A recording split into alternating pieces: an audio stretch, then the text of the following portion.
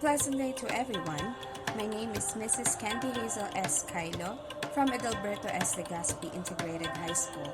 And together with my co-presenter, Mrs. Nenelet M. Pascual, also of Adalberto S. Legazpi Integrated High School, we are pleased to welcome you all to our research presentation entitled Scaffolding Technique, Its Effect to Performance Among Online Distance Learners.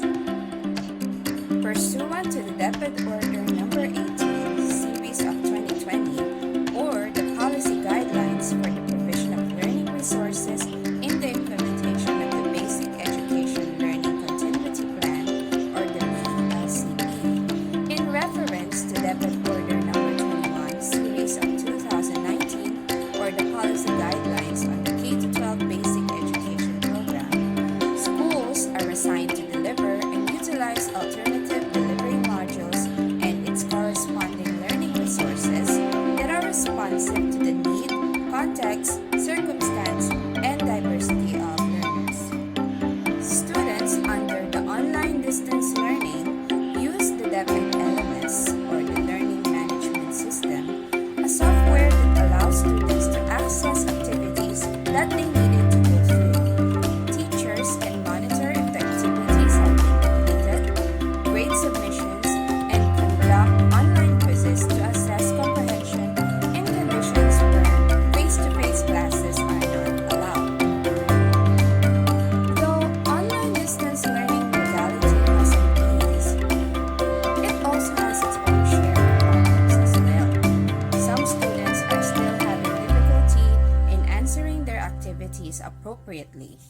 Instructions are not enough for the student to comprehend what the goal of the activity is. Because of this, they misunderstand some activities and worse, do not answer some questions at all. Given this scenario, the gap is how to reinforce and improve the learner's performance in the teaching-learning process with the use of questions or instructions specifically to online distance learning students with the aid of scaffolding technique to be utilized by the teacher researcher. Given this scenario, the gap is how. So what is scaffolding technique? Throughout education, scaffolding strategies have been an effective tool in guiding students to have a better understanding of their lessons. The term scaffolding draws upon Vygotsky's spatial metaphor for how learning activities could be positioned with the learner's current and potential levels of development. This activity space can facilitate student development when the learning activity is located in the central zone, or what you call the ZPD. The zone of proximal development is the distance between what children can do by themselves and the next learning that they can be helped to achieve with competent assistance. The scaffolding teaching strategy provides individualized support based on the learner's ZPD. In scaffolding instruction, a more knowledgeable other provides scaffolds or supports to facilitate the learner's development. The scaffolds facilitate a student's ability to build on prior knowledge and internalize new information. In scaffolding, the activities provided will be just beyond the level of what the learner can do alone, while the more capable other provides the scaffolds so that the learner can accomplish with assistance the task that he or she could otherwise not complete, thus helping the learner throughout the ZPD. This study aims to determine the effect to performance of scaffolding technique among online distance learning students. This research specifically answers the following questions. Number 1. Is there a significant difference between the pre-test scores of the control and experimental groups? Number 2. Is there a significant difference between the pre-test and post-test scores of the control group? Number 3.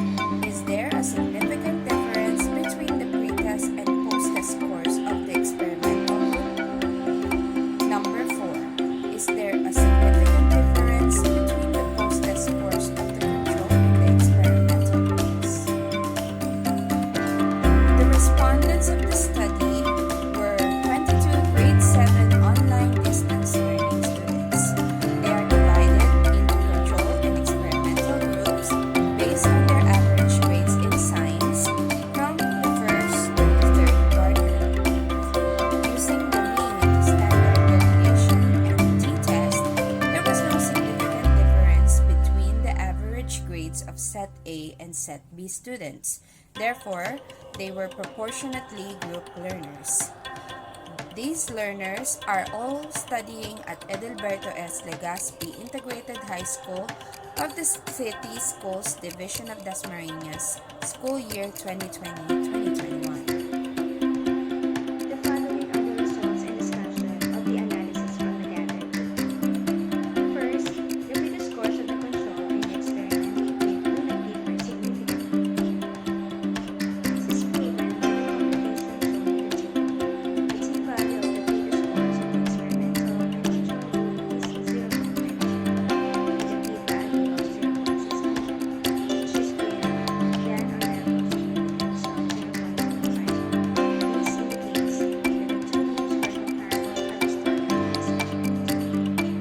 Second, there is no significant difference in the performance of the control group before and after the experiment. The control group has a p-value of 0.006, which is greater than 0.05. Therefore, the null hypothesis of no significant difference is accepted. Third, there is significant difference between the previous and post-test scores of the experimental group. It shows therefore that there is a significant difference in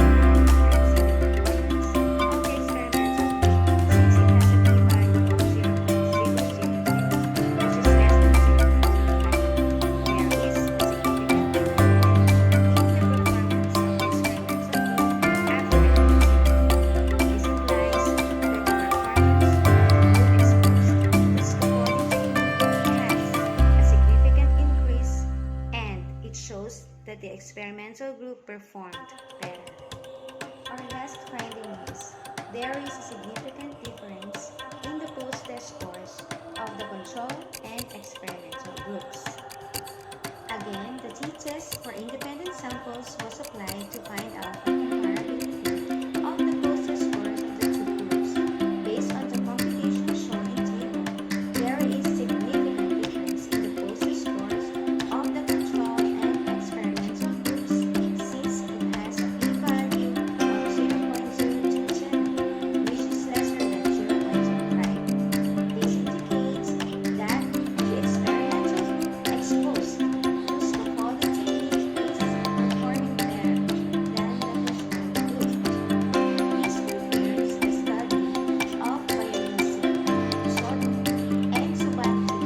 The teaching with scaffolding technique is more effective to generate students' learning achievement than direct learning. This led to the conclusion that students taught through scaffolding perform better. So I'm drawing our different conclusions based on the analysis of our gathered data. These are now our recommendations or action plan. First, the researchers can meet and plan with online distance learning teachers with regard to concepts and importance of applying scaffolding technique during sessions to OEL students. Second, to acquire skills in applying the scaffolding technique, the school can conduct lab sessions or in-service training, introducing and practicing the techniques or strategies in using this technique. Third, scaffolding technique can be used by ODL teachers in delivering lessons across